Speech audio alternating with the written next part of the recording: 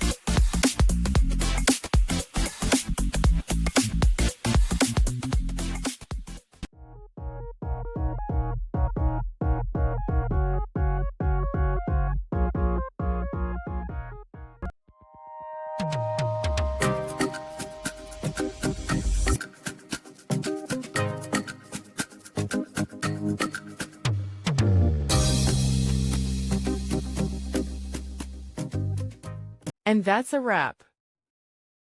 I hope you found the answer you were looking for.